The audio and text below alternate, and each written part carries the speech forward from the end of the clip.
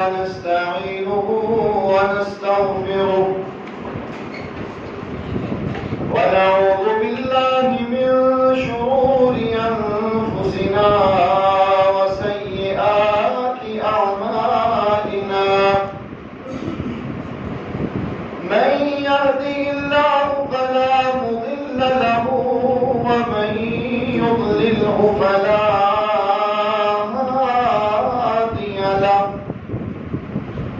وأشهد أن لا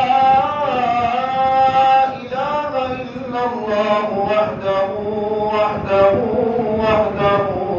لا شريك له وأشهد أن محمدا عبده ورسوله اللهم صل على محمد وعلى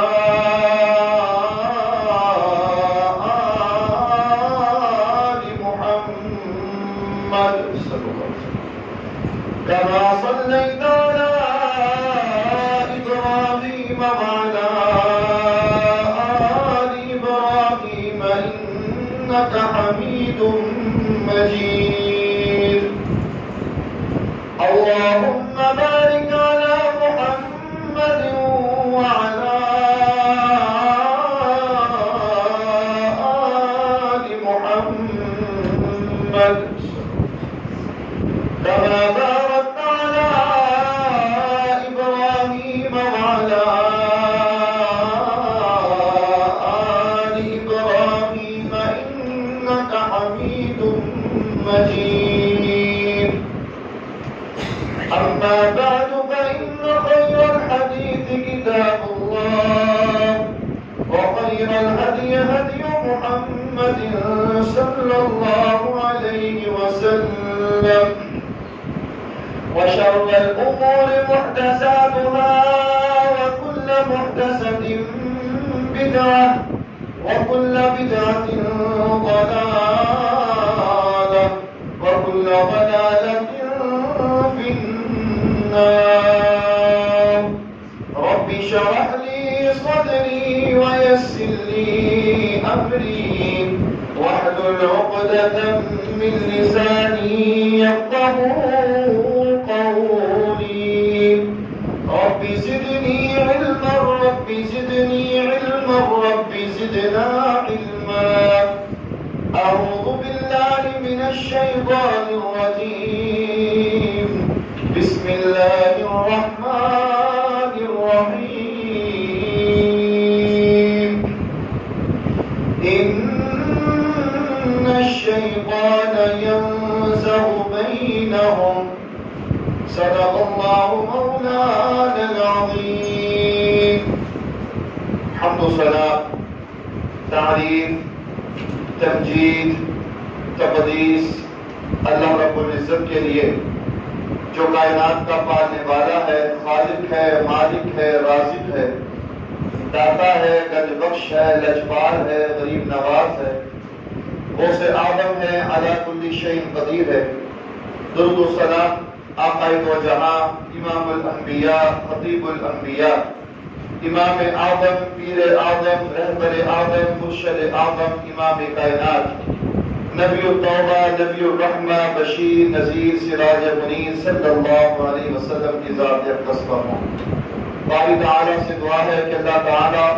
ہمارا یہاں پر آنا بیٹھنا سننا سنانا اللہ تعالیٰ اپنی بارگاہ کے اندر منظور و مقبول فرمائے اور ہم سب کا ذریعہ نجات کا سبب بنے اللہ ہم سب کو بار بار اپنے گھر کی زیارت نصیب فرمائے آج کے خطبہ میں آپ کے سامنے شیطان اور اس کے حملے اس حوالے سے چند باتیں آپ کے سامنے پیش کروں گا شیطان جو ہے یہ شکم سے ہے شین طا اور نون جس کا معنی ہوتا ہے فتنہ پھیلانے والا شرارتیں کرنے والا شر پھیلانے والا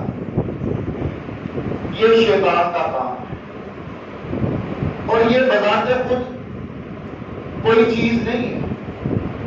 اگر کوئی انسان انسانوں میں فتنہ پھیلائے، شر پھیلائے، کوئی انسان دوسرے انسانوں میں شرارتیں کرے تو وہ انسانوں میں شیطان کہلائے۔ اسی طرح اگر جنوں میں جنات جو ہیں وہ انسانوں اور جنوں میں کوئی فتنہ پھیلائیں، کوئی شر پھیلائیں، کوئی شرارتیں کریں تو وہ جنوں میں شیطان ہے۔ اللہ رب العالمین نے اس دنیا کائنات میں 3 بڑی مخلوقات بنائیں، بے شمار مخلوقات ہیں، لیکن ان میں سے 3 سب سے بڑی مخلوقات میرے اللہ کی۔ ان میں سے پہلے نمبر پر فرشتے، دوسرے نمبر پر جن اور تیسرے نمبر پر انسان۔ یہ میرے اللہ نے مخلوقات بنائی، اور پوری مخلوقات میں سے سب سے نمایاں مخلوق اللہ کی یہ 3، فرشتے، جن اور انسان۔ اب اللہ رب العالمین نے فرشتوں کو نور سے پیدا کیا، روشنی سے پیدا کیا۔ انسانوں کو میرے اللہ نے مٹی سے پیدا کیا، اور جنوں کو میرے اللہ نے آگ سے پیدا کیا۔ جنات کو میرے اللہ نے آگ سے بنایا، اور یہ شیطان جس کا نام ابلیس ہے وہ بھی آگ کا بنا ہوا ہے۔ میرے اللہ نے اس کو بھی آگ سے بنایا۔ اب ہوا یوں، یہ انسان جو ہے آدم علیہ السلام جب اس دنیا میں آئے اس سے پہلے انسان کا وجود نہیں تھا۔ پوری کائنات میں سب سے پہلے انسان کون ہے؟ سیدنا آدم علیہ السلام۔ اس کے بعد انسانوں کا سلسلہ شروع ہوا، لیکن جنات کا حوالہ جو ہے، جنات میں سے ابلیس جو تھا وہ پہلا جن نہیں تھا، اس سے پہلے بھی جن موجود تھے۔ ابلیس جس کو میرے اللہ نے آگ سے بنایا، یہ پہلا جن نہیں تھا، بلکہ اس سے پہلے بھی جنات تھے۔ حقیقت یہ تھی کہ یہ ابلیس جو تھا، یہ شیطان جس کو کہا جاتا ہے، یہ اللہ کی بڑی عبادت کیا کرتا تھا، اللہ کی عبادت کیا کرتا تھا۔ پھر اللہ نے اس کو مقام بھی دیا، اللہ نے اس کو مرتبہ بھی دیا، اور یہ ہوا اللہ نے یہ مقام دیا کہ یہ جن ہو کر آگ سے بنا ہوا، اللہ نے اس کو فرشتوں کے ساتھ مقام عطا کر دیا۔ اب یہ ابلیس جو ہے یہ فرشتوں کے ساتھ رہ کر عبادت کیا کرتا۔ میرے اللہ نے آدم علیہ السلام کو پیدا کیا، انسان بنایا، اشرف المخلوقات بنایا۔ اب اللہ نے آدم علیہ السلام کو بھی بڑی عزتوں سے نوازا، میرے اللہ نے آدم علیہ السلام کو بھی بڑے شان سے نوازا، بڑے مقام سے نوازا۔ اب میرے اللہ نے حکم دیا فرشتوں کو، اے میرے فرشتوں، تم سارے کے سارے آدم علیہ السلام کو تعظیمی سجدہ کرو۔ اب وہ ابلیس جو تھا وہ فرشتوں کے ساتھ رہتا تھا، سب کو حکم ہوا، اب سب نے سجدہ کیا اور ابلیس نے نہیں کیا۔ ابلیس نے انکار کر دیا، میرے اللہ نے اس کو ذلیل کر دیا، میرے اللہ کو غصہ آیا، اللہ نے اس کو رسوا کر دیا۔ اب کیا ہوا؟ اس نے کہا قال فبما اغويتني لأقعدن لهم صراطك المستقيم قال رب فأنظرني إلى يوم يبعثون۔ اللہ میں نے سجدہ نہیں کیا، تو نے حکم دیا، میں نے سجدہ نہیں کیا، لیکن اللہ میں تجھ سے مہلت چاہتا ہوں، بھٹک تو میں گیا ہوں، گمراہ تو میں ہو گیا ہوں، لیکن اللہ میں اب مہلت چاہتا ہوں۔ قال رب فانظرنی الی یوم یبعثون، مجھے قیامت تک مہلت دے دے، قیامت تک کا ٹائم دے دے، تاکہ میں لوگوں کو گمراہ کر سکوں، لوگوں کو راہ راست سے ہٹا دوں، لوگوں کو سیدھے راہ سے دور کر دوں، لوگوں کو تیری راہ سے دور کر دوں۔ قال ربی فانظرنی الی یوم یبعثون، مجھے قیامت تک کا ٹائم ہے۔ اب یہاں سمجھنے والی بات یہ ہے کہ ابلیس نے قیامت تک کا ٹائم مانگا، اس کا مطلب یہ ہوا کہ اس وقت بھی یہ تصور پایا جاتا تھا کہ ایک وقت آئے گا، قیامت آئے گی، یہ محشر لگے گا، یہ اللہ کا نظام جو ہے یہ دنیا کا نظام ہوگا اور یہ ختم ہوگا اور قیامت آئے گی۔ یہ تصور جو تھا یہ شروع سے ہی پایا جاتا تھا، اور ابلیس نے قیامت تک کی مہلت مانگ کر یہ ثابت کیا کہ یہ نظام جب بنے گا تو یہ ایک نہ ایک دن ختم بھی ہوگا۔ میرے اللہ نے مہلت دے دی، ٹائم دے دیا، ٹھیک ہے مہلت ہے، ساتھ میرے اللہ نے یہ بھی مہلت دے دی کہ جہاں جانا چاہو، جدھر جانا چاہو، جب جانا چاہو تم جا سکتے ہو، تمہیں کوئی روکنے والا نہیں ہے، تم جا سکتے ہو۔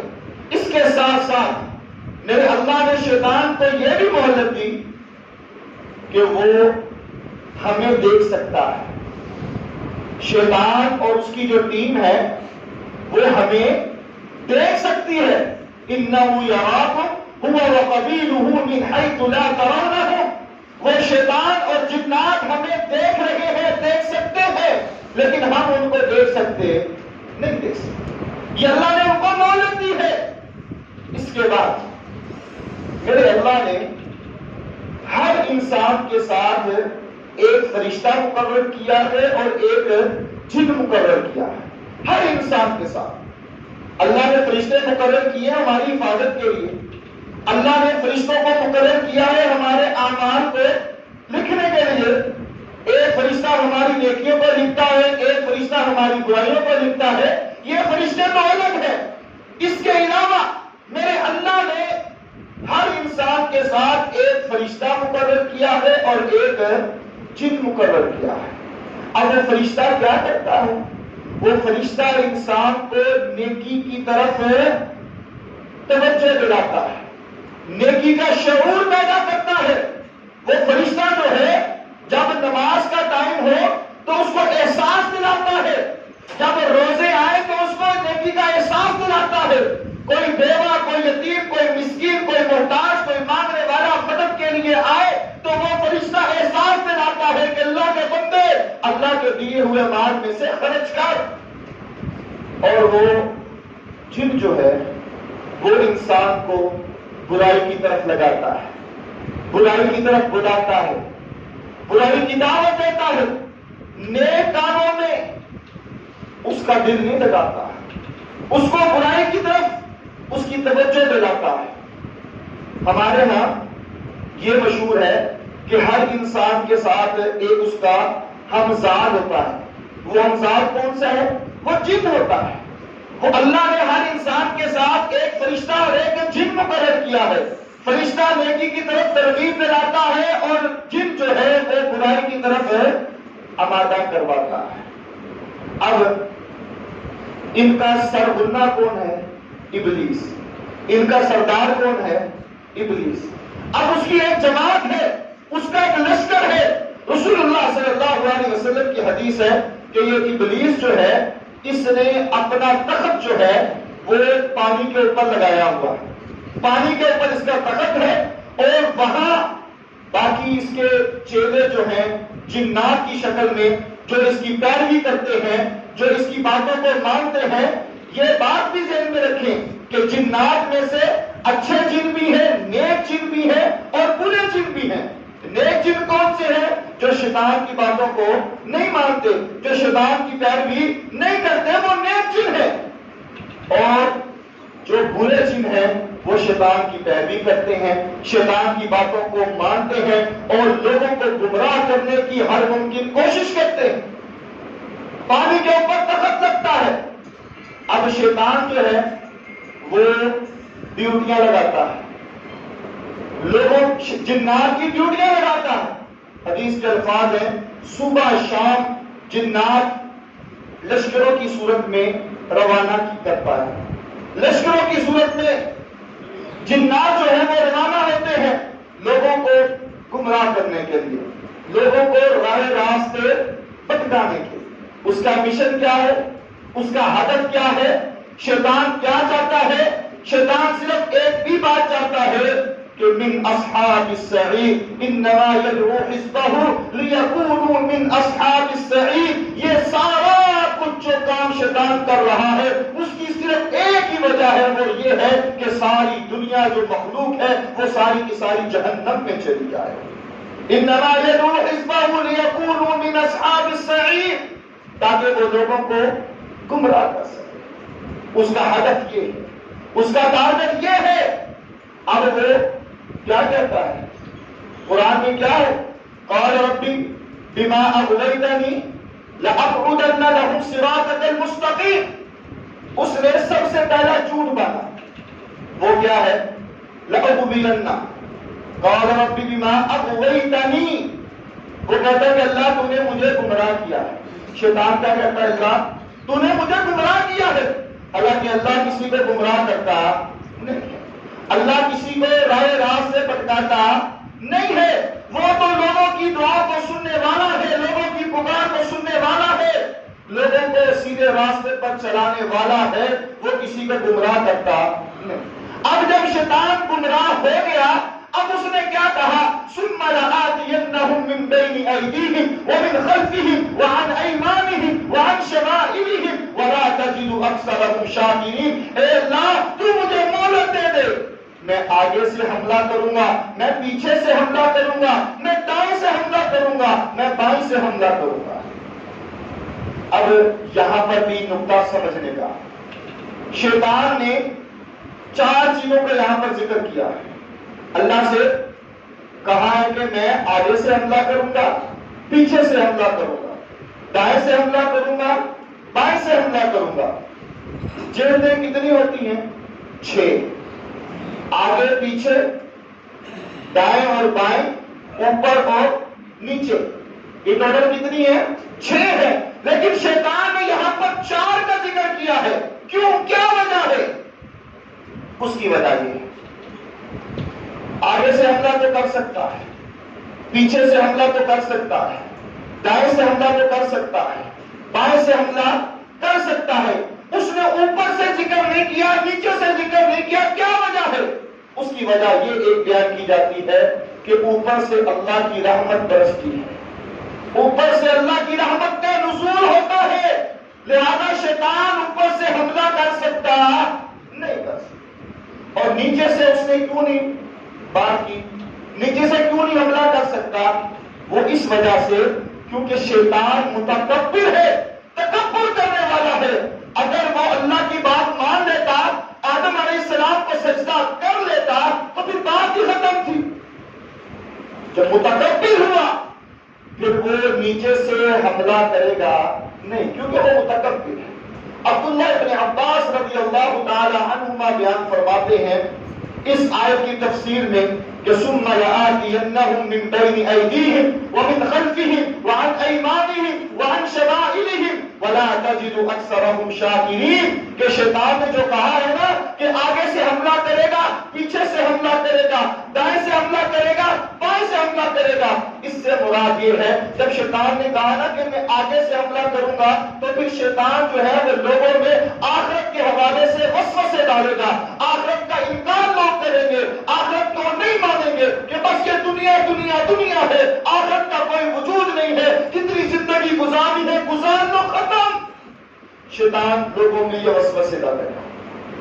آگے سے حملہ کرنے سے مراد یہ ہے، پیچھے سے حملہ کرنے سے مراد یہ ہے کہ شیطان لوگوں کے دلوں میں دنیا کی محبت پیدا کر دے گا، لوگ دنیا سے محبت کرنے لگ جائیں گے۔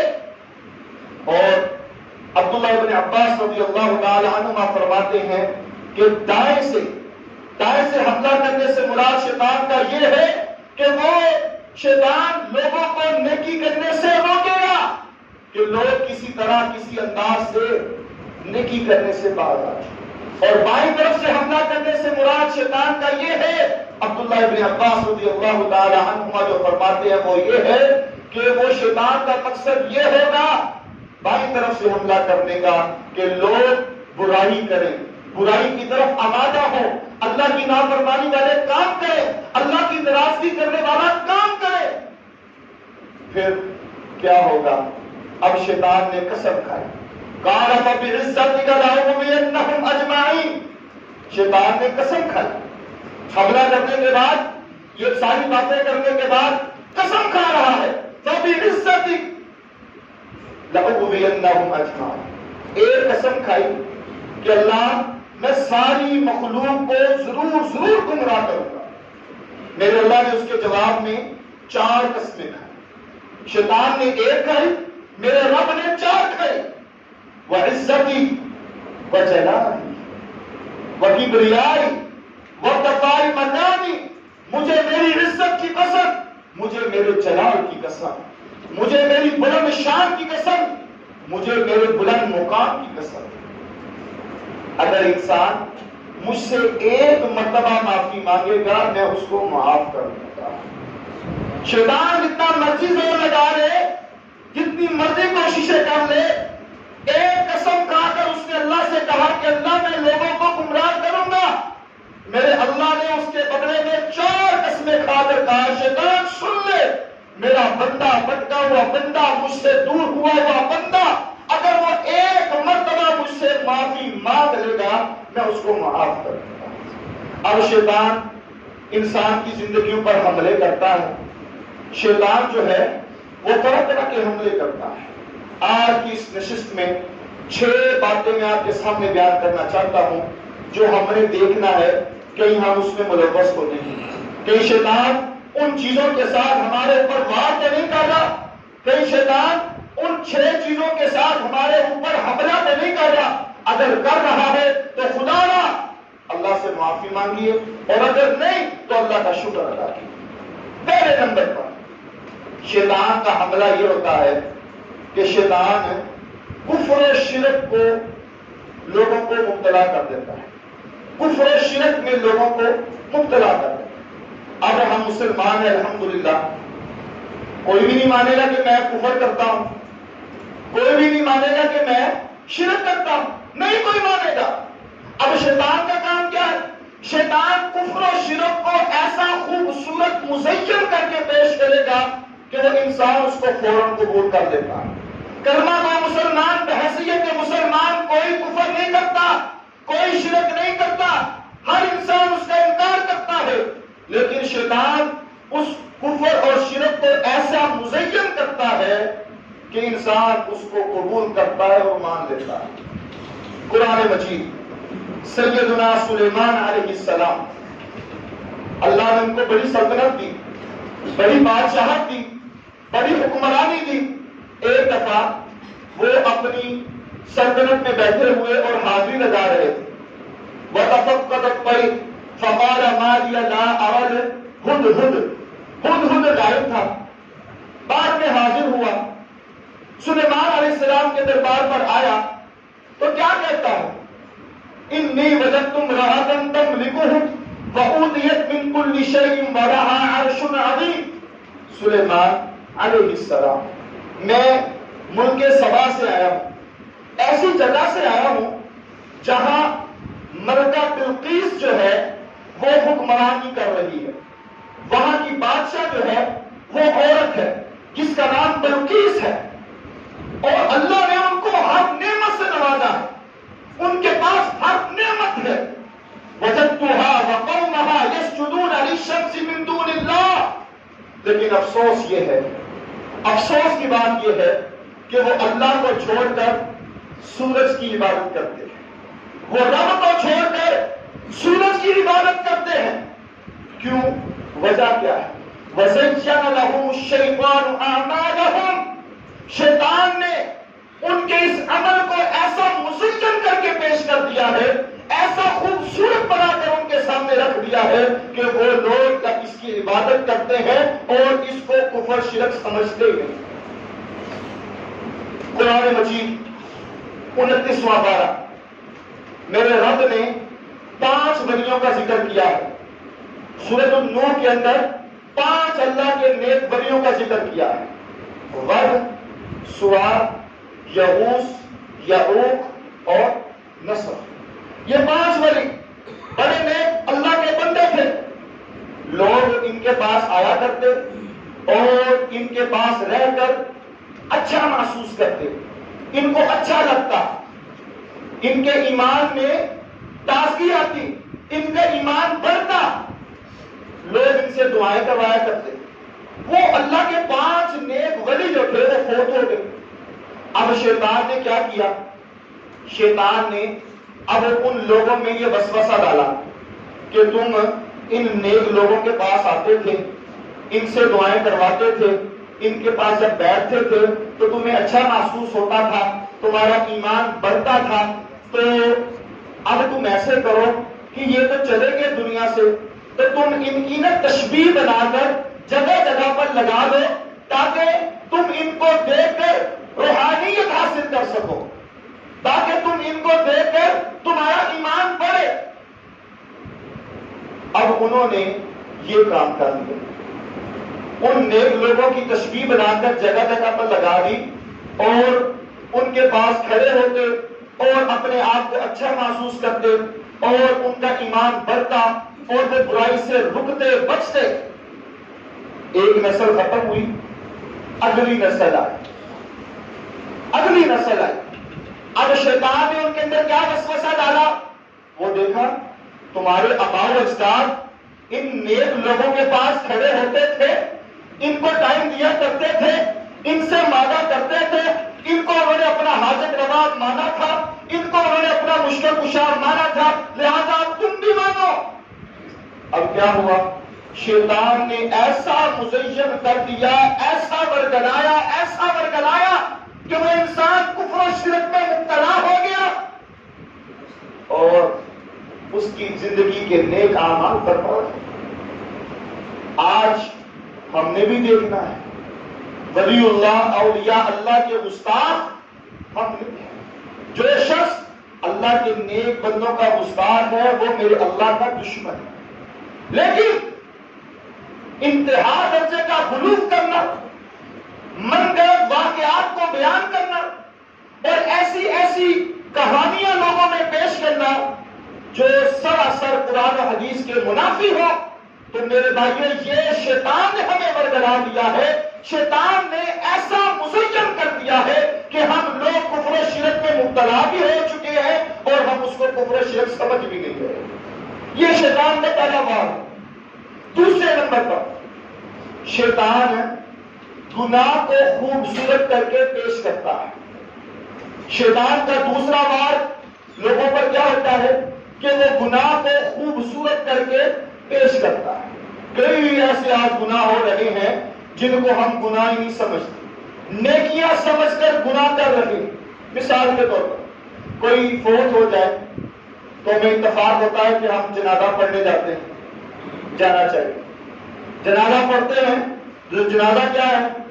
دعا۔ رسول اللہ صلی اللہ علیہ وسلم دعا کیا کرتے۔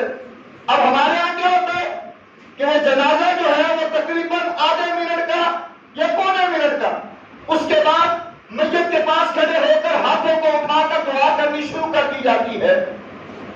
اب یہ کیا ہے؟ یہ دعا ہی ہے نا، جنازہ پڑھنے کے بعد دعا کی جاتی۔ میرے نبی علیہ السلام نے جنازے میں دعا کی اور ہم کیا کر رہے ہیں؟ جنازے کے بعد دعا کر رہے ہیں۔ گناہ کو خوبصورت کر کے شیطان نے پیش کر دیا، اب ہم نے اس کو قبول کر دیا۔ مرنے کے بعد کیا ہو؟ قرآن کس کے لیے ہے؟ قرآن زندہ لوگوں کے لیے ہے نا۔ قرآن ہمارے لیے راہ ہدایت ہے، قرآن ہمارا آئیڈیل ہے، ہمارا قانون ہے، ہم سب کو پڑھنا چاہیے۔ اب ہوتا کیا ہے، کسی کا والد فوت ہو جائے نا تو وہ کیا کہتا ہے؟ مسجد میں جاتا ہے، مولانا صاحب کو کیا کہتا ہے؟ حضرت مجھے 10 قرآن دے دیں، مجھے 50 قرآن دے دیں، مجھے 100 قرآن دے دیں۔ وہ کہتے ہیں دے دیں، وہ کہتے ہیں میں نے دے دیا۔ وہ پوچھتے دے دیا، کہتے ہیں دے دیا۔ اللہ کی قسم شریعت کا، دین کا، قرآن و حدیث کا اس کے ساتھ کوئی تعلق نہیں۔ قرآن پڑھنا یہ ضروری ہے، یہ ایسے بخشوانا اور ایسے انسان کا بخشے جانا یہ ہماری اپنی منمانیاں اور منگڑت باتیں ہیں۔ قرآن و حدیث کا اس کے ساتھ کوئی تعلق نہیں ہے۔ قرآن نے تو کہا کہ پڑھو، ایک حرف کے بدلے 10 نیکیاں، اور اخلاص جتنا زیادہ ہوگا 700 تک نیکیاں ملیں گی ایک حرف کے بدلے۔ اللہ اس سے ہی بڑھانا چاہے تو بڑھا سکتا ہے، لیکن اب شیطان نے کیا کہا؟ اس نے گناہ کو ایسا مسجل کر دیا کہ اب ہم وہ کر بھی رہے ہیں اور گناہ سمجھتے بھی نہیں۔ مثال کے طور کئی مثالیں، شلوار ٹخنوں سے اوپر رکھنی چاہیے، ہمیں حکم ملا۔ اب شیطان نے کیسا ورگلایا؟ ہمارے یہاں ٹی وی کے اوپر آ کر جو اسکالر بیان کرتے ہیں وہ کیا ہے؟ اگر تکبر نہیں تو آپ نیچے رکھ سکتے ہیں، تکبر ہے تو پھر آپ کو اوپر کرنا چاہیے، تکبر نہیں تو نیچے رکھ سکتے ہیں۔ یہ تعبیر ہماری اپنی ہے، یہ رائے ہماری اپنی ہے۔ گناہ کر لگے ہیں لیکن اب ہم نے رب سے تکبر لے آئے کہ تکبر نہیں تو ٹھیک ہے نیچے کر لو، کوئی بات نہیں، پینٹ بھی جا رہی ہے، پجامہ بھی جا رہی ہے اور سلوار بھی جا رہی ہے۔ قرآن مجید میں کیا ہے کہ سود نہ لینا ہے اور نہ دینا ہے، سود نہ کھانا ہے اور نہ ہی دینا ہے۔ اب لوگوں میں کیا مشہور کر دیا گیا کہ نہیں، شیطان نے ایسا وار کیا، کیا کہتے ہیں کہ سود کھانا جائز نہیں، سود کھانا حرام ہے لیکن سود دینا جائز ہے۔ یہ ہمارے یہاں مشہور ہو گیا۔ جو ٹی وی پر آج کل بڑے مشہور غامدی صاحب آپ نے بھی سنا ہوگا، ان کا یہ نظریہ ہے، وہ کیا کہتے ہیں؟ سود کھانا یہ حرام ہے، سود دینا حرام نہیں ہے۔ اِنَّ لِلَّهِ وَإِنَّا إِلَيْهِ رَاجِعُونَ۔ سود کھانے والے پر بھی اللہ کی لعنت، سود دینے والے پر بھی اللہ کی لعنت۔ سود کھانا بھی حرام ہے اور سود دینا بھی حرام ہے، لیکن شیطان نے ایسا مسین کر دیا گناہ کو کہ ہم اب گناہ کو گناہ نہیں سمجھتے بلکہ نیکی سمجھ کے وہ کر رہے ہیں۔ تیسرا حملہ جو شیطان کرتا ہے اکثر طور پر وہ یہ ہے کہ عبادت میں خلل ڈالنا، عبادت میں خلل ڈالنا۔ عبادت میں انسان وضو کے لیے بیٹھا تو شیطان وسوسے ڈالنا شروع کر دیتا ہے۔ جو وضو کے دوران شیطان وسوسے ڈالتا اس کا نام کیا ہے؟ والاحان، واو لام ہا الف اور نون۔ یہ والاحان شیطان ہے جو وضو کے درمیان انسان کو وسوسے ڈالتا ہے۔ اب کسی طرح انسان بچ بچا کر وضو کر لے، نماز کے لیے کھڑا ہو جائے تو نماز میں ہماری کیفیت کیا ہوتی ہے؟ یا تو ہمارے دماغ پر کوئی سوال چل رہا ہوتا ہے یا ہمارے دماغ میں کوئی حساب کتاب ہو رہا ہوتا ہے، نہیں تو ہم کھڑے تو ہوتے ہیں، ہماری نظر کبھی ادھر جا رہی ہوتی ہے، کبھی سامنے، کبھی ادھر، کبھی ادھر، کبھی نیچے، کبھی ہم خارج کرتے ہیں، بس ہمیں بے چینی سی لگی ہوتی۔ نماز کے دوران جو شیطان وسوسے ڈالتا ہے، حملہ کرتا ہے، اس کا نام کیا ہے؟ خنزر۔ یہ شیطان حملہ کرتا ہے۔ رسول اللہ صلی اللہ علیہ وسلم نے فرمایا کہ انسان جب نماز پڑھے تو اس کو نظر اپنی جو ہے وہ سجدے کی طرف ہونی چاہیے، سجدے کی طرف اس کی نظر ہونی چاہیے، اور خشوع و خضوع کے ساتھ جب تک وہ آرام سے سجدے کی طرف دیکھ کر قیام کرتا ہے، میرا اللہ اس کی طرف دیکھ رہا ہوتا ہے، اللہ کی رحمت اس پر برس رہی ہوتی ہے، اور جو ہی وہ نماز کو پڑھ رہا ہے اس کی نظر کبھی ادھر ہے، کبھی ادھر ہے، کبھی ادھر ہے، اللہ بھی اس کی طرف پھر نہیں دیکھتا۔ آج شیطان کے اس حملے میں ہم سب ملوث ہیں تقریباً۔ پہلا حملہ کفر و شرک میں مبتلا کرنا، اگر اس سے انسان بچ جائے تو دوسرا حملہ گناہ کو خوبصورت کر کے پیش کرنا اور انسان پھر اس کو کر بھی دیتا ہے۔ تیسرا عبادت میں خلل ڈالنا، عبادت میں خلل ڈالنا۔ چوتھا جو حملہ شیطان کرتا ہے، مختصر سی بات، وہ یہ ہے ریاکاری، تکبر۔ تم نے بڑی اچھی نماز پڑھی، تم نے بڑا اچھا قیام کیا، تمہاری آواز بڑی خوبصورت ہے اور تم نے سخاوت بڑی کی ہے، تم نے بڑا اچھا بڑی اچھی مدد کی ہے. جب انسان کے اندر یہ چیز آ جائے تو میرے بھائیو سن لو، الریا شرک الاصغر، یہ ریاکاری جو ہے یہ چھوٹا شرک ہے، چھوٹا شرک. اور آج ہم نے دیکھنا ہے کہ ہماری کوئی عبادت، ہماری کوئی ریاضت، ہماری کوئی سخاوت اس چیز میں ملوث تو نہیں، کہ ہم اس چیز میں ملوث تو نہیں ہے، ہم اس دلدل میں ملوث تو نہیں ہے. اگر ہے تو فوراً اللہ کی طرف رجوع کرے اور اپنے اندر سے ریاکاری اور دکھلاوے کو نکال کر باہر پھینکے، کیونکہ اگر یہ بیماری ہمارے اندر آ گئی تو پھر اللہ ہماری کوئی عبادت کو قبول نہیں کرے گا. کتنی چیزیں ہو گئی؟ 4. 5ویں نمبر پر جب شیطان ان چیزوں پر حملہ کرتا ہے اور شیطان کامیاب نہیں ہوتا، پھر اس کا اگلا وار یہ ہوتا ہے کہ وہ رشتہ داروں میں پھوٹ ڈلواتا ہے، رشتہ داروں میں پھوٹ ڈلواتا ہے. کوئی بات نہیں لیکن لڑائی ہو گئی، وجہ بھی کوئی نہیں، جھگڑا ہو گیا، بہن بھائی جدا ہو گئے، رشتہ دار الگ ہو گئے، دیوار کے ساتھ دیوار ہے لیکن آپس میں بلانے کے لیے وہ تیار نہیں. یہ شیطان کا حملہ آج تقریباً ہر گھر میں موجود ہے. چھٹا حملہ جو شیطان کرتا ہے وہ یہ ہے، انسان کی زندگی کے آخری وقت میں انسان کو وہ گمراہ کر دیتا ہے. اسی لیے رسول اللہ صلی اللہ علیہ وسلم کی وہ حدیث، انما الاعمال بالخواتیم، اعمال کا دار و مدار اختتام پر ہوتا ہے، اختتام پر.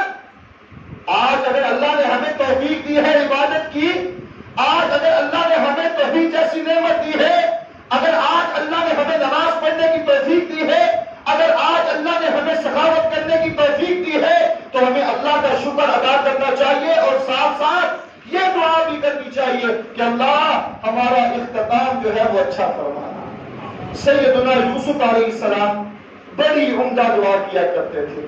وہ دعا قرآن مجید میں موجود بھی ہے، اس کو پڑھنا بھی چاہیے اور ہر وقت اس کو ذہن میں رکھ کر زندگی بسر کرنی چاہیے. وہ دعا کیا ہے؟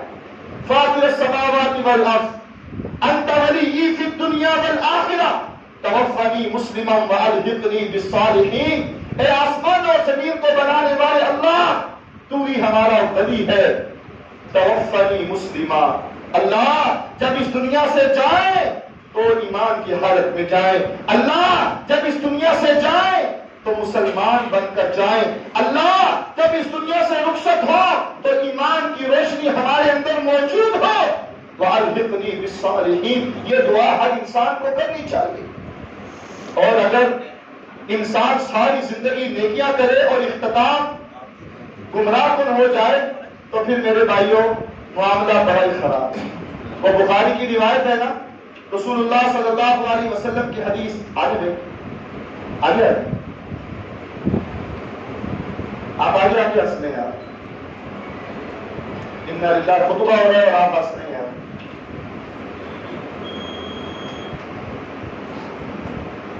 بخاری کی روایت ہے، اللہ کے نبی صلی اللہ علیہ وسلم کے دور میں ایک صحابی تھے. وہ صحابی جنگ میں لڑ رہے تھے لیکن آخری ٹائم پر وہ گمراہ ہو گئے. ہوا یوں، میدان جنگ میں ہیں، لڑ رہے ہیں، مقابلہ کر رہے ہیں، صحابہ دیکھ رہے ہیں کہ کیا بات ہے، یہ انسان آج کی جنگ کا فاتح ہے، یہ انسان جو ہے آج کی جنگ کا جو ہے وہ سپہ سالار ہے، یہی کامیاب ہے اور یہی جنتی ہے. صحابہ گفتگو کر رہے ہیں، میرے اللہ نے آپ صلی اللہ علیہ وسلم پر وحی نازل کر دی. اے میرے صحابہ، دنیا میں رہتے ہوئے کسی پر یہ فتویٰ لگانا درست نہیں ہے کہ یہ انسان جنتی ہے یا جہنمی ہے. یہ کسی انسان کے اختیار میں نہیں ہے. کوئی کافر بھی کیوں نہ ہو، ہم اس کی زندگی میں اس کو جہنمی نہیں کہہ سکتے. کوئی جتنا بڑا ولی کیوں نہ ہو، ہم اس کی زندگی میں اس کو جنتی نہیں کہہ سکتے.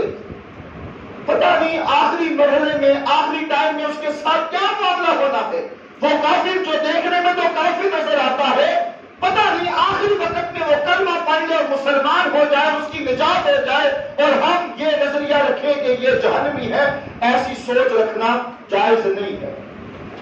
پیغام آ گیا. اب صحابہ کہہ رہے تھے کہ صحابی جو ہے وہ تو کامیاب ہو گیا، آج کا معرکہ اس کے نام ہو گیا۔ اللہ کے نبی صلی اللہ علیہ وسلم نے کہا کہ صحابہ تم اس کے بارے میں یہ رائے نہ رکھو، یہ رائے مت رکھو۔ اب وہ ایک صحابی سن رہے تھے، انہوں نے لڑائی چھوڑ دی، جنگ چھوڑ دی۔ انہوں نے کہا کہ اللہ کے نبی صلی اللہ علیہ وسلم کہہ رہے ہیں کہ اس کے بارے میں یہ رائے نہ رکھو، اور دیکھنے میں تو یہ نظر آ رہا ہے کہ یہ جنتی شخص لگ رہا ہے۔ اللہ کے نبی صلی اللہ علیہ وسلم نے بات کہہ دی، وہ ایک صحابی لڑائی سے پیچھے ہٹ گئے۔ اب اس صحابی کے پیچھے انہوں نے نظر رکھ لی۔ ہوا یوں کہ وہ شخص لڑتا لڑتا لڑتا اس کے جسم پر زخم آئے، اتنے زخم آئے کہ ایک وار لگا اور اس کی بازو جو تھی وہ کٹ گئی، لیکن اس کے تن سے جدا نہیں ہوئی۔ بڑی تکلیف تھی، بڑی پریشانی تھی، بڑی آزمائش میں وہ مبتلا تھا۔ وہ میدان جنگ سے باہر نکلا اور اس نے اپنی تلوار لی، تلوار کی دستی زمین پر لگائی اور تلوار کا اگلا حصہ جو نوک والا ہے تو اس نے اپنے پیٹ کے اندر کھبویا اور وہ مر گیا، خودکشی کر دی۔ وہ جو صحابی تھا جو دیکھ رہا تھا، جس نے نظر جمائی ہوئی تھی، وہ فوراً اللہ کے نبی صلی اللہ علیہ وسلم کے پاس گیا اور کہا اشہد انک رسول اللہ، اشہد انک رسول اللہ، میں گواہی دیتا ہوں کہ اللہ کے نبی صلی اللہ علیہ وسلم آپ اللہ کے سچے رسول ہیں۔ آپ صلی اللہ علیہ وسلم نے فرمایا تو پہلے نہیں مانتا، کب مانتا؟ آپ نے فرمایا پھر کیا وجہ ہے؟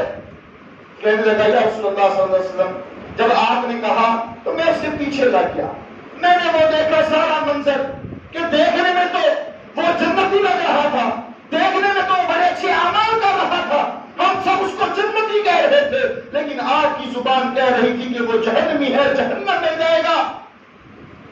اب میں اس کا پیچھا کر رہا تھا اور میں نے جب اس کا اختتام دیکھا تو وہی ہوا جو آپ نے کہا تھا، کیونکہ خودکشی کرنے والا انسان جہنم میں جائے گا، جس حال میں وہ مرا ہے قیامت تک اس کو وہی عذاب ہوتا رہے گا۔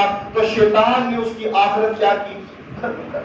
آخری ٹائم میں مرنے سے پہلے اس کی ساری زندگی کی ان نیکیوں کو برباد کر دیا، ساری زندگی کے نیک اعمال کو برباد کر دیا۔ خدایا یہ زندگی ہمیں ملی ہے تو ہم اس زندگی میں رہتے ہوئے ان چیزوں سے بچیں اور ان چیزوں کو اپنے آپ سے دور رکھیں، کیونکہ یہ چیزیں جو ہیں ہمیں برباد کر دے گی۔ اللہ ہمیں قرآن و سنت کا پابند بنائے، اللہ ہمیں شیطان کے حملوں سے محفوظ فرمائے اور دین حنیف کی پیروی کرنے کی اللہ توفیق عطا فرمائے۔